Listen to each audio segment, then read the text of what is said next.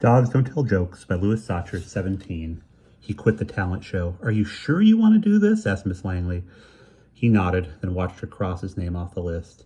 It was just as well, he thought as he walked across the schoolyard. Now he'd be able to play football after school or do his homework instead of wasting so much time making up jokes that weren't funny. The best part was that he'd still get $100 from his parents for not telling a joke. Hey, Ira, he called. Michael, Steve. Michael and Steve were together, so it didn't matter that Gary didn't know who was Michael and who was Steve. They both said, "Hi, Goon," back to him. "I'm going to start collecting baseball cards," Gary told them. All three seemed genuinely gladdened by the news. They told Gary which brand to get, how much they cost, which store seemed to have the best cards. "But I guess it doesn't matter with Goon," said Steve, or Michael, since he doesn't have any yet.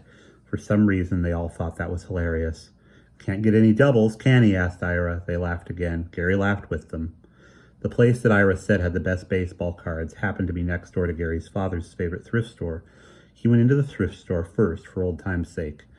"You're the young man who collects hats." "You're the young man who collects hats," said the elderly woman who ran the store. He recognized her, too. He always figured she didn't have much money to work in such a place, but there was something about her that impressed him as elegant. She had a very dignified way of talking, and the way she stood, so straight and tall, at least she seemed tall, though if he stood next to her, she'd probably only come up to his chin. "I collect baseball cards, too," he told her. "I'm sorry I can't be of help there," she said, "but let me show you something that came in yesterday.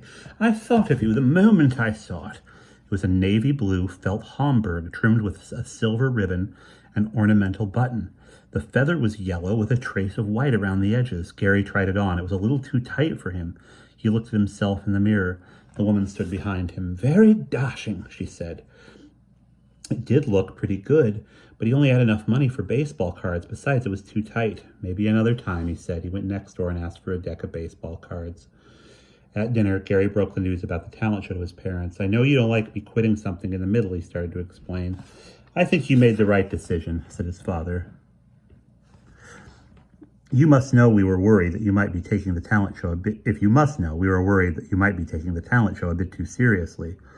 We didn't want to see you hurt when you didn't win," said his mother. He told them about his new hobby, collecting baseball cards. They approved. "I used to have quite a baseball card collection myself," said his father. "Willie Mays, Mickey Mantle," he shook his head. "I wish I knew what happened to it. You know what some of those things are worth these days?"